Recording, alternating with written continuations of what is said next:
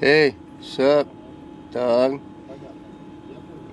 This is what we normally do, right? This is work. This is the whole tour. Right Start here. and finish right here. That's right. I'm on my computer. Yeah.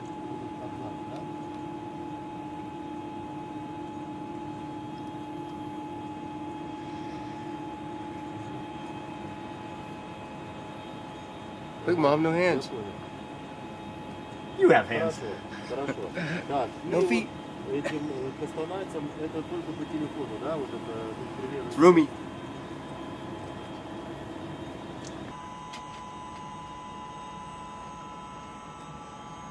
Alright, welcome to the International Space Station. Here's a tour. We're starting right now in Columbus, and if you look on this little iPad right here, there's a picture of station, and right here, that's Columbus. So we're on the starboard side, kind of front area, and that module right there, that's what we're in right now. As you can see, it's of course the European laboratory, but it's not just European. We also have NASA racks in here, and NASA payloads in here too at the same time.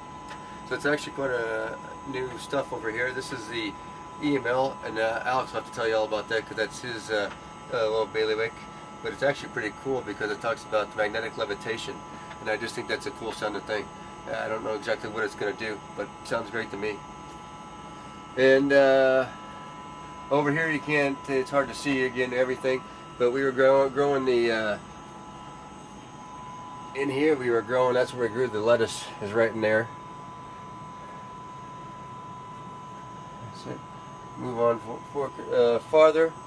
Just a workbench, storage area, and there's a storage area above me, storage area below me, over here. We come over here, this is where we take our blood. We got it all set up for doing that. All the stuff we really need for that, all around here.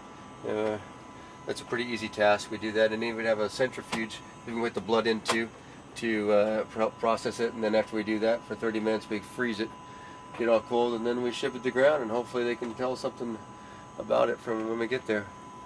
Again, more storage over here, and also the ultrasound we hook up right here. We do ultrasounds of all sorts of parts of our body to make sure we're still doing okay. And there's also over here the SLAM-D, which we don't have to set up, but that's where we do the measure our mass or our weight, see if we're losing or gaining weight. We can set that up over here too, our version of that. Again, there's a lot of science actually going on here too that we don't touch too much, but we just set up. It's a good place, and it's going pretty well. And this is Alex, as you can tell. This is the German flags in the back, ESA stuff.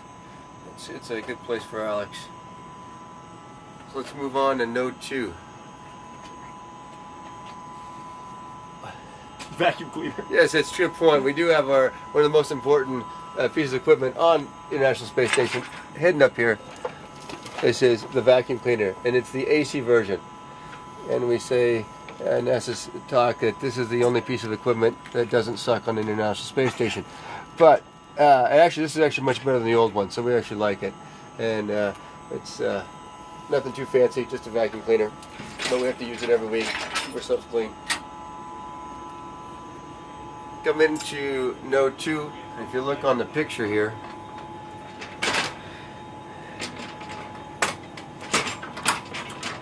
Node 2 is this section right here. It's this front little piece that fits on the station. So it's actually where the shuttle used to front, and this black part is where the shuttle used to dock to. And so right now, there's nothing, of course, is docking to that, but we're in this area right after there. It's called Node 2. And so if you look out here, this is where the shuttle actually docked, is right through that hatch right that way. And there's still a device or a module called PMA-2 out there. And when we get a visiting vehicle such as a Cygnus or a SpaceX, we berth it down here on the nadir side, the lower side. So we'll open that hatch and we have that there. And again, so that's again the idea of being a node. It has multiple spots to attach to. So you have all four sections here around and the one out the front and actually one behind us. So it has actually 6 places to dock other modules too up here. Besides that, it's really our a workbench area and our living quarters in Node 2. So you come this way. Actually, you'll see over here another one of our workbenches. We'll usually keep both workbenches here and here. At this time, we have one in the Columbus module at this time, just because Alex is working on a special project there. And then if you go back, you'll see now it's coming into view the 4 crew quarters around here. So we have 4 of us. This one's mine over here. We have Alec, and we have Tonto, and we have Alex. And it's kind of interesting because once you get into one, you really can't tell which one's which orientation you are. So if I happen to go into Tonto's to look at a picture or something he's got on his screen, I'll come out and I'll be kind of confused because I don't know which way I'm going. And especially if you go into Alex's or Alex to do that, you come out and you're really confused because it feels like you're in your own, but when you come out, it's totally different orientation. But if you're looking here, these aren't too big at all. You can take a quick look in here. I'll jump in here real quick. So we have a sleeping bag attached to the wall. The way I like to do it is I just have it attached here at one point and one point up here, so I can put my feet right up here when I'm sleeping, and I kind of do it in a sense of this position like this, and I'm kind of curled up a little bit in the semi on my side sleeping position, which I like to do back on Earth, and it kind of works out pretty well. It gives me that same feeling almost, but it works well for me. And then when you wake up in the morning, the first thing you see is your laptops. I got one that connects to the internet, which works like 50% of the time, and then I got another one that does our LAN up here, which gives us our schedule, all the other information, our email, everything we need to do to work up here. That's what that one is. And we also have an iPad, as you can see, and that's also up there, and that's again for all sorts of work or for watching movies or something like that on. That's what it's good for. Again, though, it's actually not a bad setup. I know it's small, but really it works out well. We don't really need much more room up here. So let's now move on to the lab. If again you look on here, so what we're doing right now is we're heading towards the back, towards the aft. We were in the very front, in the middle, and now we're going down this long path in the back. And the first one we come to is a lab. And you see on the back, on top of the lab, I should say, at the very aft part, is this big structure over here. It's called this truss. Sorry. And on the truss, we have the solar arrays. And so we can, of course, that's all on the outside, and we only get out there doing a spacewalk. But so that's kind of how this is set up, though, so you can see where we are. So here's the lab here. We're going to head into the lab. This is the U.S. lab.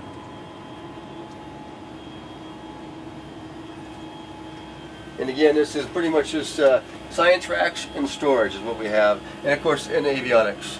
We have a lot of the computers that run the system, or run the lab, or sorry, run the station, are in here. And besides that, then we have all sorts of experiments. And also right here, the first thing we start off here with is we call this Melfi, which is actually a big freezer, a minus 80-degree freezer. And there's 4 different sections of it, and they can control each different section here with a different temperature if they want to. And that's where we put, when we say with blood and stuff like that, we're going to put it in there to store it until it goes home. So that's how all the science is stored once we do it. Here is a glove box, so we can use to do experiments on here if we need to use a glove box. So people on this increment have been doing bass, which was kind of interesting. We all liked it as males because it was burning stuff, and you could burn things in here in the glove box, and that also was actually kind of nice. And and then later on, after the next SpaceX gets here, they're actually going to do all the work on the mice in that area, which is I think going to be very interesting, difficult but interesting at the same time. You go to the other side over here. In this little hidden area is what I've been working on lately. That's a Robonaut. You can hardly see him in here. So he's been my latest project. We've been upgrading the all the electronics in there, the computers, etc. And then this next week I actually get to put legs on him. I think he's going to be actually kind of creepy looking when he gets legs.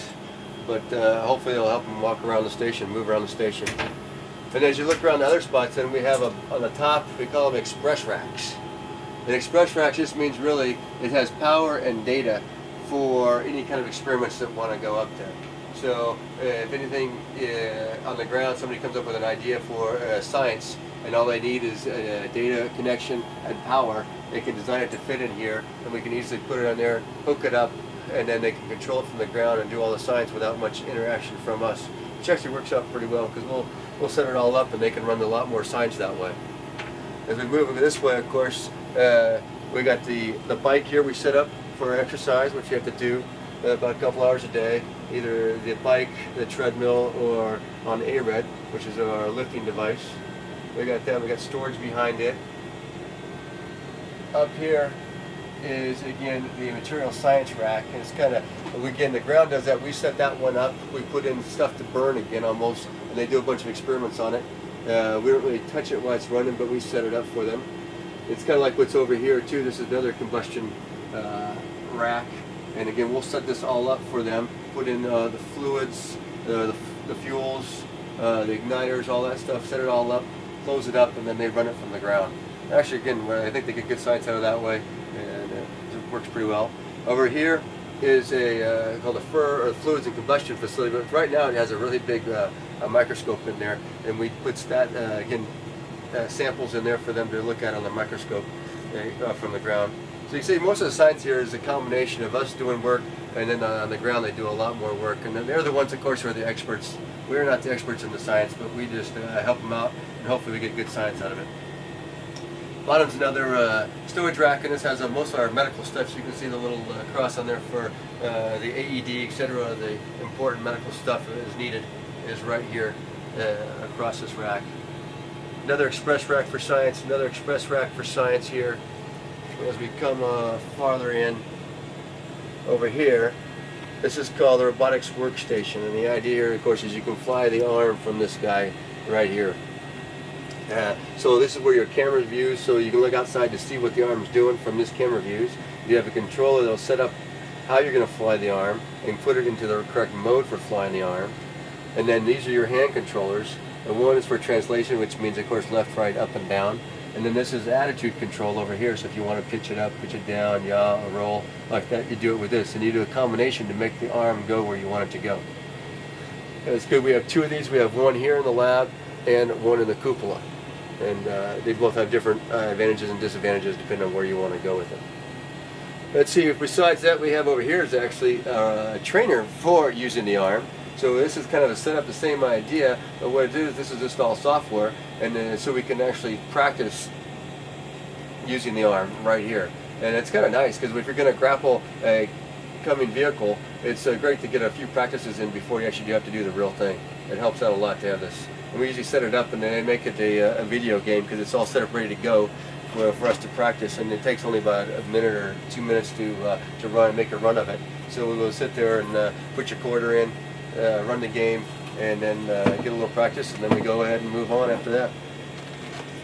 As we move here, this is more just avionics rack here. We got the like air conditioning system, computers again that run the station, and some stowage up above. Well, that's pretty much the lab. As we move this way again farther aft, we go into Node 1, which is pretty much just like Node 2. It's a little older, with the same concept, same design, and what's where we really eat and have that our food, etc. Set up a little sort of like a table where we watch a little TV. We watch movies sometimes on the weekends here, and this is kind of our area for relaxation. If you look over here, and this is our table. Now really when we eat, it's more like, I think we prepare here. We really don't eat on the table here because there's no reason to eat on a table.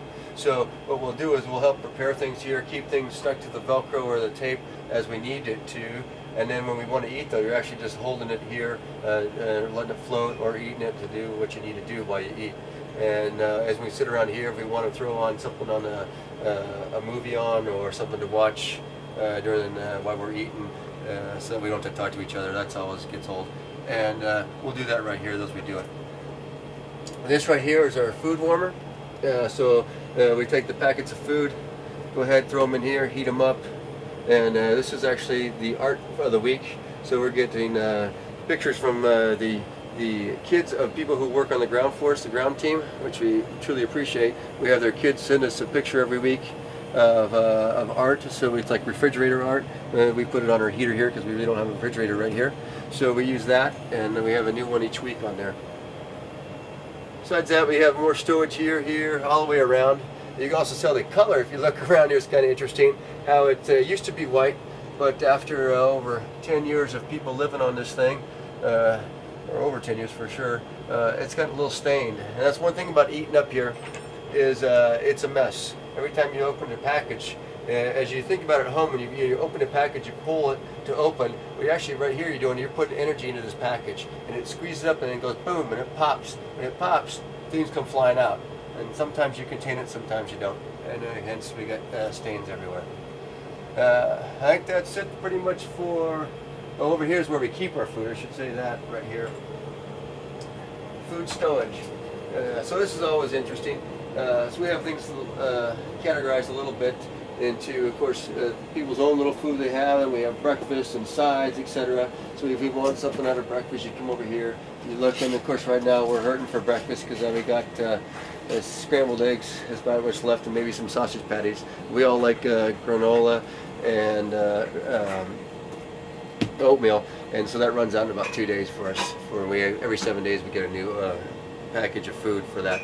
So breakfast isn't always great around here for us. But so we have those around here for that. Again, some more stuff to eat, and that's how we keep it all organized a little bit for our foods. Up here is where the meat packages are. If say we want to heat something up, again, these are the type of things you heat up. These are our meats. Throw that in the heater, and then about 10 minutes later you can eat it. So from here, if we go starboard, we go into the airlock. If you look on here, it's just starboard.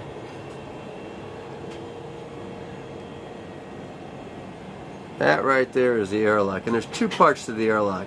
The closest part to us, which would be this part right here, is called the equipment lock, and the most starboard part is called the crew lock. And the crew lock is where you actually go out of when you do a spacewalk. It's what actually depresses down the vacuum, and that's where you open the hatch. So we come in here. This is now into the equipment lock right here. And the idea of the equipment lock, of course, is where the equipment is. And then it's also where the suits are, and this is where we actually suit up. And we have these little structures right here that the suits are on. And they're called ADAS, which is an acronym, and I don't even know what it stands for, but it's an acronym, EDDA. But that's where the suits are on, and we actually have them on here when we get in. We can pop off basically the pants, put the pants on, and we climb up in here with the helmet off, and we get on in the suit, and we're all ready to go. The person who's helping us get the suit up will take us off and stick us in to the crew lock over here, which again right now it was full of a bunch of stuff. And then but that would be empty, of course, for an actual spacewalk. We close this hatch right here and depress this part out to vacuum, and open the hatch. It's down that way is where the hatch is where you open. And you can see there's all sorts of equipment we have. This is good in stowage right now because we're not going to do a spacewalk for a little bit. So we just have it more stowed right now for everything on the spacewalk side.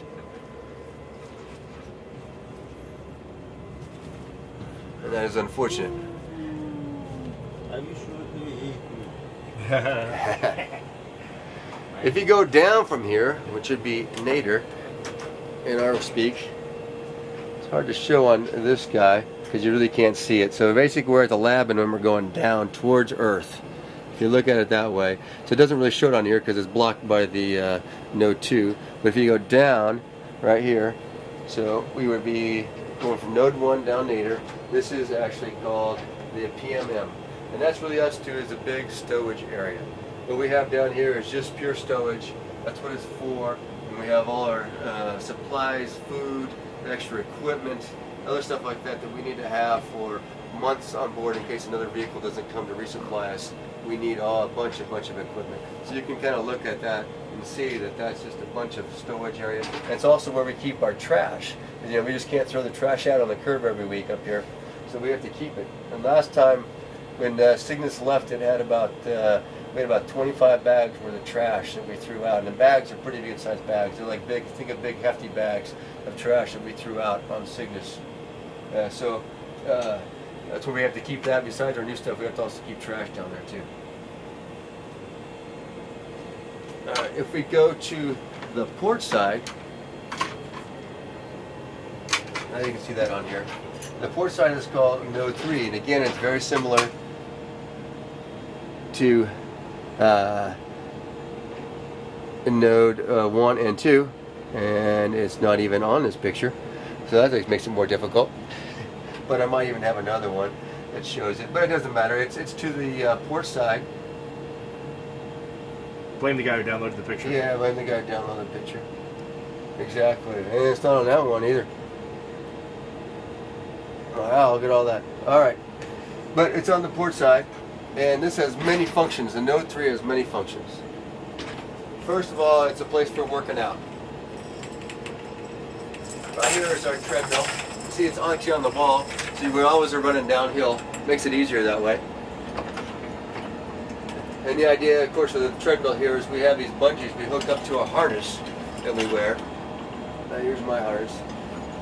I'll hook it up to this harness right here, and then I'll hook that harness again into here, strap myself down to the treadmill itself, and go for a run. It's somewhat similar to running on the ground, I would say. You're a little bit lighter than you actually are weight-wise, so your legs actually don't get worked just as well, maybe as much, but it feels overall as a more body workout because you have the load on your shoulders and your upper body while you're running, which you normally don't have. So it's kind of a combination there, a little different, but overall it gives you a good workout. Here are some other equipment we have. This is a water analyzer. We use this, we put water samples in here from all over and test out the water to make sure we have bacteria growing, other stuff growing in the water that would be harmful to us. That's how we test it out. This is actually a container that has urine in it, and we get that from the Russians, and we put that then into our recycling system, our water recycling system. So first it goes into the urine processor, and then from there it goes into the water processor to make us drinking water. We're drinking the urine coming from these ones. We also have here, it's called a WC, but if you notice it's actually an outhouse, and really that's what it is. It's just a bathroom. And again, so the urine that we use in here also it gets recycled, and then so we actually have quite a green little system up here, and we recycle quite a bit of all the fluids that are used up here, I guess. The condensation, our sweat, everything gets all set back into the system and used again. So for the bathroom, you know, when they call the bathroom the can, there's a reason why we call it a can, because here it is right here. There's a can, and that definitely is a can full of crap, literally. And so that's what happens.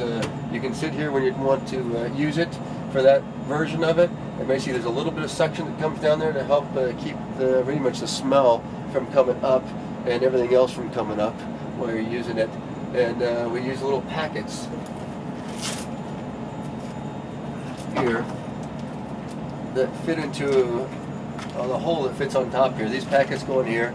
You use one of these packets, of course, and when you're done with the packet, you wrap it up and push it back in there. And about every 8-9 days, that becomes full, and we put a new one in. That also gets then thrown down in the PMM for our trash, and hopefully on a cargo vehicle that's all done, that's going to burn up on the way in. We put those on there and it's done. For urination, you got to go there. Of course, that's white, yellow. It's a standard. It's a suction. Basically, there's almost like a wet back in the back here. That's the way I look at it. And so it separates. It has suction on it, and it separates the water and the air inside there. The urine in the air, and the urine, of course, goes to the urine processor. The air gets a little bit filtered and sent back out again, and that's the way. So it's a nice system. It actually works quite well. We had some issues early on, but now it's been working really, really well. Knock on wood. Exactly for that. We're happy about that. Yeah, but you know, it's a robust system. It's not complicated. It was probably built 40 some years ago, or designed, and it still seems to work pretty well. Yeah, we're happy with it. Besides that, we have equipment again over here is more of the Egos equipment again, where we have racks that circulate the air, clean the air, and this down here is a water processing system. There's an oxygen generator that takes water and makes oxygen out of it, and a Sabatier process. So this is again kind of like all recycling in this area here for the Node 3. And this is also where we clean up in the morning, say brush your teeth, that kind of stuff every morning. So we have right here is our but I guess you'd call it your hygiene equipment, but basically anything like that, it's basically your toiletries. If you look at it that way. So you pull this open and it has pretty much everything you need all in one. Your toothbrush, your toothpaste, you have an electric razor, and you have a standard razor. So I usually use like the standard razor maybe twice a week, and then I'm lazy on the other mornings and I'll use electric razor. And when we take to clean the electric razor every week, we'll take the vacuum as we vacuum this place up. We'll vacuum out the electric razors, that way we don't get to make a mess out of them. Got a little no rinse shampoo. This is the shaving cream. It needs a little water to go with it. Overall though, you have everything you need, and it actually works out pretty well. It's really not, it's camping. If you're okay with camping, then it's not a big deal up here. It's pretty good. If you come over this way, you can see this is where we do our lifting right here, and it's upside down, so if I want to lift, I'm actually working on it this way. So this is so basically this is the bar we have right here. We can set the weights by moving this, and all this really is two cylinders that are at vacuum up here. We sucked all the air out of them, so as you pull these cylinders out, it pulls against the vacuum, causing resistance. And when you change the weight, you're really just changing the mechanical arm on these cylinders to make it either make the pull harder or more easier, depending on what you want to do with it, and that can change the weight you're actually lifting. And so, and it's a good system. It gives you a good lift. We can do, squats, deadlifts, heel raises and bench, shoulder press, all sorts of things on this. And I feel it's actually quite good. It's much better than I expected, honestly. It's a good workout, and I'm glad we have it. So it's one of my things I like to do up here. Back on this side again. So on node 3, we again have the hatches all the way around. You can use. I'll go back the right way now. So again, the only place we have anything though right now is Nadir, and Nadir down here we have is a cupola. And right now, unfortunately, it's dark out, so maybe we'll take a look at that a little bit later. But that is our window on the world, the Gloss Bottom Boat. It's a beautiful place. That's where we like to stay and hang out and watch Earth. There's also another robotics workstation down there. I'll show you in a minute. But on the sides, again, it's just hatches. But right now, we don't have anything on them. One day, I believe they're going to plan on moving PMM over and also putting maybe another Bigelow module out here. It would be very interesting to see. But for right now, this is all we have. And on this side, again, is stowage. Again, we have all sorts of things here for stowage. Mostly water that we stow over here.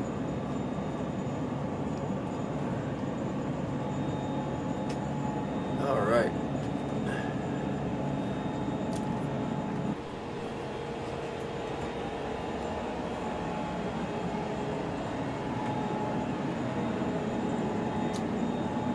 Alright, we're back in node 3.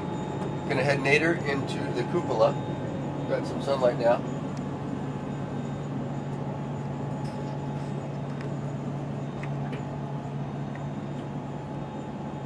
And this is our best viewing spot on the world. Come on in. Try to get out of the way. Very good. So we have full of cameras up here. And of course, robotic workstation, just like in the lab. And there's the beautiful Earth. So we can hang out. You see the arm? I don't know if you can see the arm there. It's set up.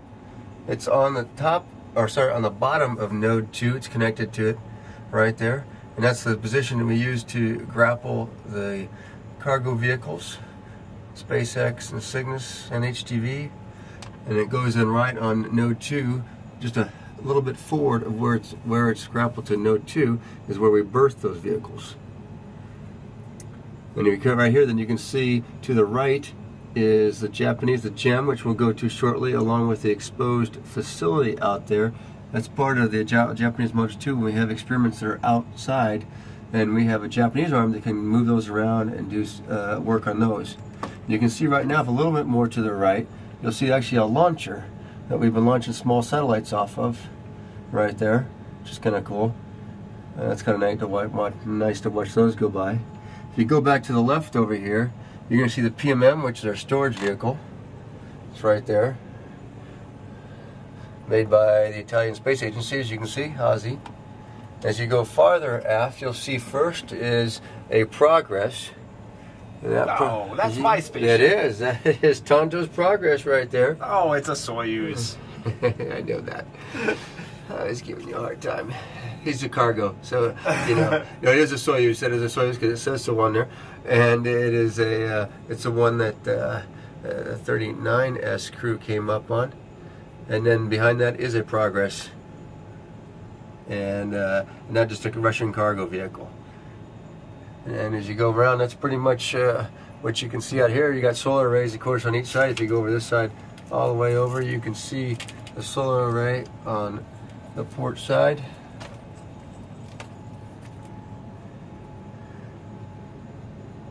Gives you kind of view what it is like from outside out here on the station. But this is the best part out here, though, is looking down at Earth. We try to do that as much as possible. Unfortunately, we don't get near as much time as we'd like. They make us do work. Let's go on back. We're going to head to the gym because we missed that at the beginning. So we'll head there, and then that we finish up the USOS segment.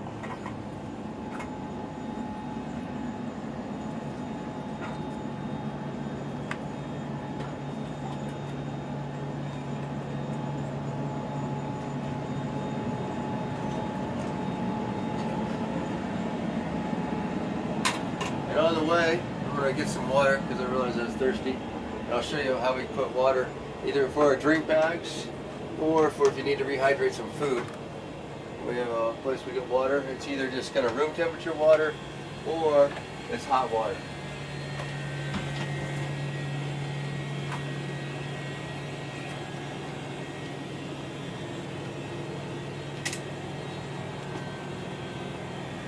This is the location. It's called the PWD, Portable Water Dispenser. Potable water dispenser. I knew that. And it probably is portable too, but not that good. So you just put whatever it is into the adapter, tell it how much water you want, and hit the button. It's pretty easy. Even I can do it. Now if you do want some cold stuff, we have these, it's called Merlins, but they're kind of set for refrigerators. But we look at them. And we have stuff in there. Our main sauce right there is sriracha, and we live off of that. At least I do. That makes everything taste better. When it's done, it fills up. And the nice thing about these things, these straws, of course, it's got a little clamp on there. So if I didn't have that on there, I'll show you real quickly. If that's just off on there, the water pressure, it just starts coming on out. There we go. Let's go into the gym.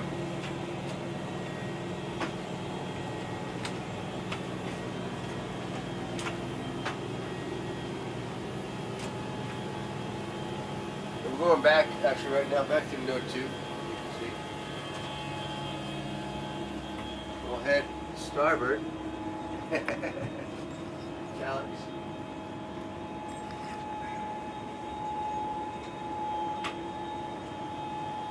Starboard or port, either one. Either port. It's actually port. I was backwards. I was going backwards. I was going the wrong way. Alright. So it's actually on the port side, the front port side of Note 2. Japanese module. This is their laboratory. And again, it's like the Columbus in the sense it has half Japanese and half U.S. equipment in here. Also for stowage. Many different racks. Again, we have a Melfi on this side over here, which is the big freezers go to minus 80 degrees for our science. It's very good.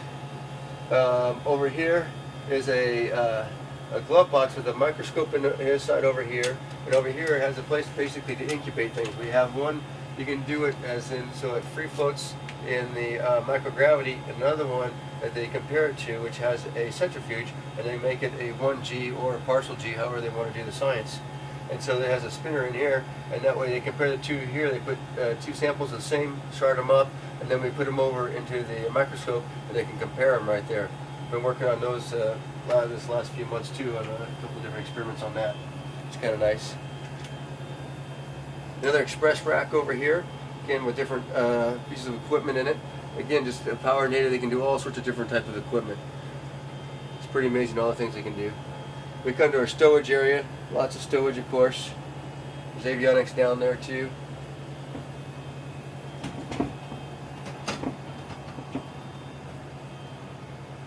Again, crystallization observatory. There's all sorts of science around here, and I haven't even got to play with this one, the Fluids Physics Experiment Facility.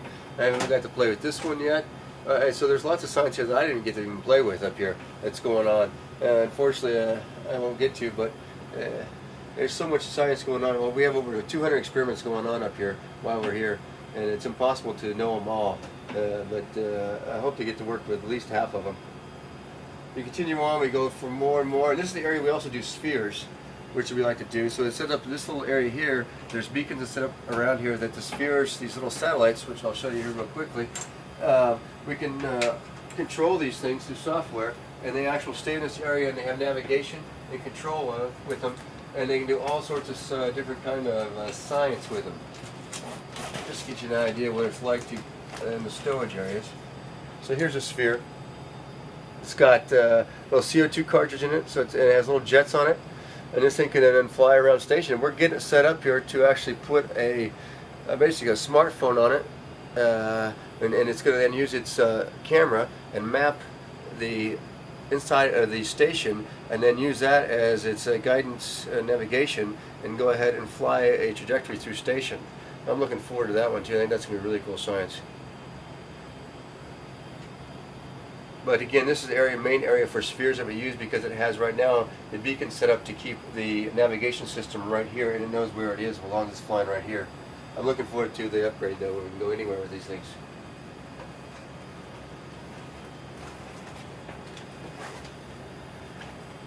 As we go on, again, this is the robotics workstation for the Japanese arm. You probably saw that out the cupola window. Again, it is mostly though controlled by the ground, and they do a good job. But the big thing about the Japanese arm, it can go over here to the airlock, which we put equipment on, so that launcher that was on the arm was actually inside. Alex prepped it up, got it all ready, put it on a slide table that's on this airlock that comes out here with this door open. We put the slide table into the middle, close this door, depress the airlock, and then open the outer door. The slide table moves out, and then the arm grabs whatever we put on it with it, and then in this case it was a launcher, and sticks it up in space and launches off the little satellites. Earlier this mission I did a camera for the arm. I did the same thing and put it on the table and set it out there, and the arm picked it up and moved it to the Canadian arm, which put it on itself. It's kind of all interesting, but this is a big handy little thing to have here, this airlock in the gym. And we do have a couple windows though over here.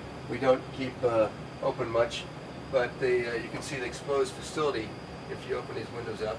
Of course, it's nighttime right now, but right out there is the exposed facility. Unfortunately, you're not going to be able to see too much, I don't think so. You can try Tondo, but I think they're going to get reflection is all they're going to see. Yep. But Yep, just reflection of the airlock. all right, that is exposed facility out there with payloads on it.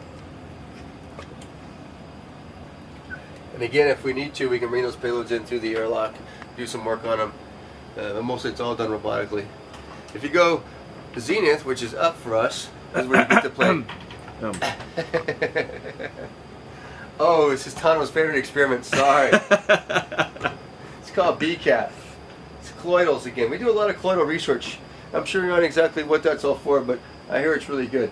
And so what this is, if you look at this, there's actually 10 different little chambers in here. And what you have to do to get those chambers to work is you have to mix them up so it makes it a smooth, and then basically all the colloidals kind of mix into the solution.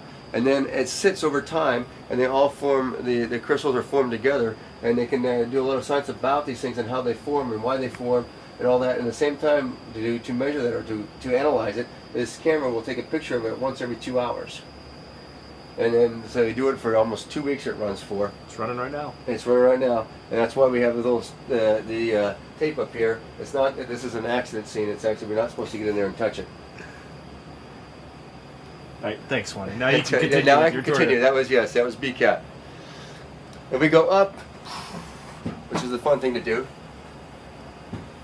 this is actually called the JLP. and it is a Japanese logistics machine module, and it's a storage area for Japanese equipment and U.S. equipment too. And it's really actually quite nice in here. It's one of the quietest places on station, but it has good storage, nice place to be. And our little, if you can't look out the cupola and you want to see Earth, you can come in here and get your little view of Earth. And these are actually kind of interesting. If you notice this right here, we call this a bungee jail. And what we do is we can put things behind these bungees and it stays up there. We don't have to really keep them contained or strapped in. They're contained in the bungee jail. We'll do that for different objects in different places. It works quite well and easy to use. Where's your bag with all the metal in it? Is that still up there? No, it's gone. Yeah, that would be a good thing to show, but we moved that thing. It has basically a bag big full of metal that makes some nice chime sounds. If we just had some wind to blow the chimes, it'd be really great. Hey, you know what? Come back up and let me go to the front of the gem, and you can do your. Oh, okay. Sounds good. We'll show you the dismount of the JLP dismount. Yes, exactly. Just remember, you got an SSU down here. Thank you.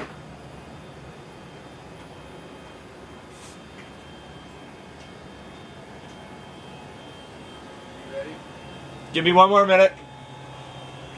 Swanee has perfected this over time. We'll see if you can pull it off. Okay. All right. The dismount.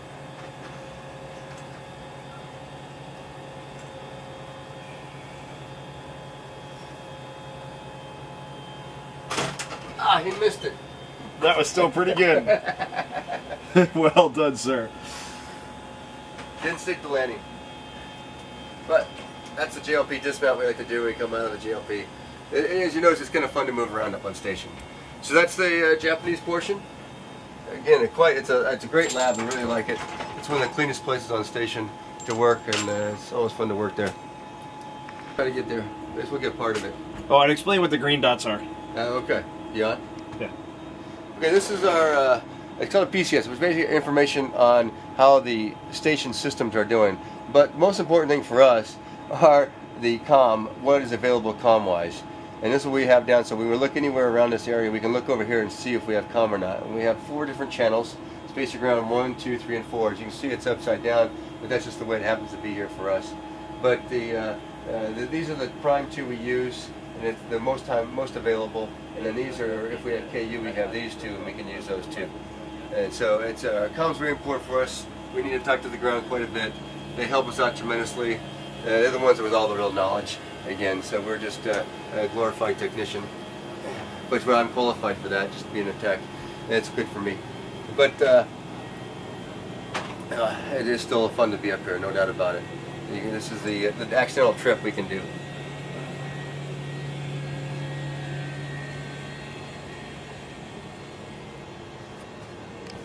So now we're in Node 1 again, where we have our dinner, etc., our place to eat.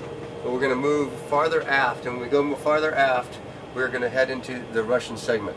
And you'll see a change. You'll notice, of course, how, I guess, the size of this and the sides and the way this US side is built. It's quite a bit difference when you go into the Russian segment. I'm going to try to do this backwards. Yes. So I was trying to go backwards, which is going to be a little difficult for him. We'll see how this turns out. First, you notice we're going through another PMA, which gets quite a bit smaller. We use this for stowage of our main items that we need on a daily basis, kind of like towels, etc., that we get. That's all stowed right in this area. We can grab them when we need them. So this is the first kind of, I would call, a node area for the Russian segment. It's the FGB GA. And so what it is, we can continue that way, which goes back into the FGB and into the service module, or we can go nadir and down into the mini research module number 1. And this is also a little interesting aspect of it. Again, it gets really narrowed down in here for a module.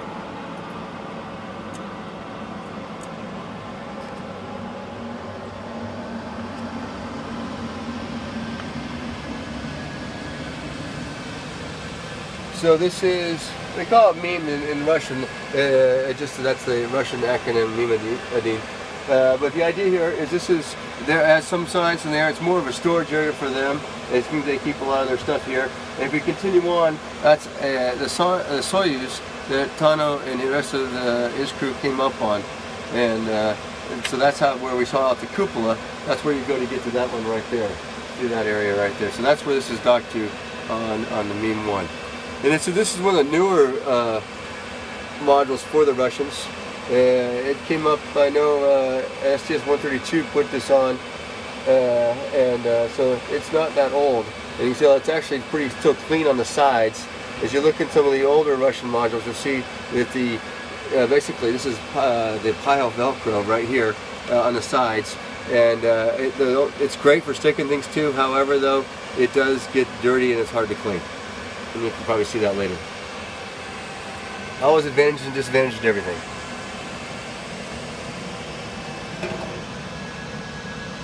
So now we'll head into the main part of the FGB. If I can find it.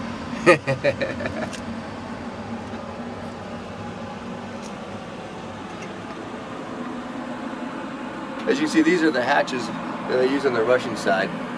And it's set up in a way, basically, because there's usually, when a Russian module comes, it's got a docking probe on it. It goes into these things and it latches onto. And so that's what you have to have a room for the docking probe to go into these things. So they kind of have this set up on it. This is also for airflow through the Russian modules. You can see we have the ducts going through right here. And actually this one goes all the way over from the service module all the way into node 3. It's a long running hose that goes all the way across to keep the airflow all the way throughout station 5. Now you can see in the FGB, this is actually where the Russians have their hygiene station, where they clean themselves up. They got their mirror, they got all their stuff right here, so this is where they do it. And we move back again. This is mostly, the FGB is all about storage. It has a bunch of US and Russian storage in here. So behind all these panels there is some equipment, but mostly storage. The containers here are all food. This is how the Russian food comes up in these containers. And this is their spare food or their food they're going to use later on.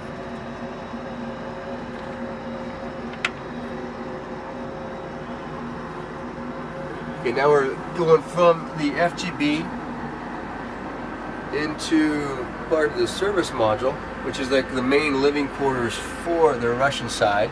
And this is their kind of, I call it, node area. PO is the name of it in Russian.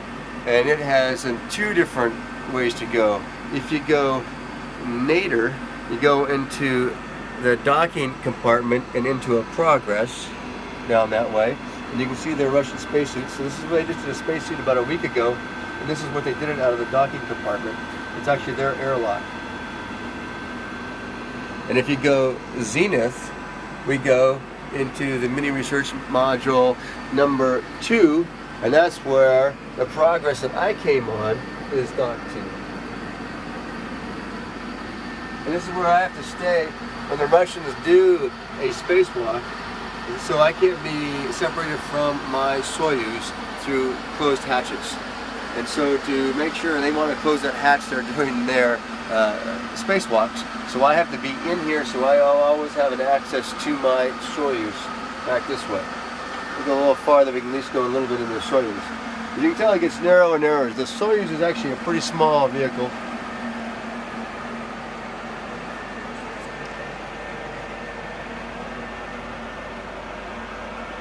This is the roomy part of a Soyuz, and it's right here. And it's called the BO, which is basically a living compartment. And so this is where you could actually, there's a little bathroom there, container, you have a little bit of room here, but this is our spacesuits, and this is all the room we really have for a living module. And on the way up here, we unfortunately had to do the 2-day version to get to station versus the 6-hour version. And so we stayed basically in this size, 3 of us, for 2 days. And that was a little cozy.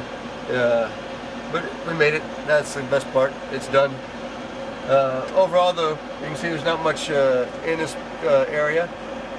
These are our launch and entry suits that we use. They're pressurized suits.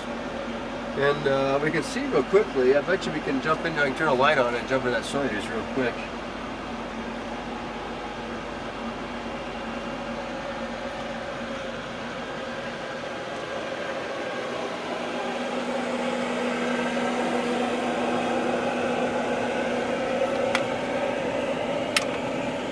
Actually, I don't have my flashlight. I don't have my flashlight with me to find the switch.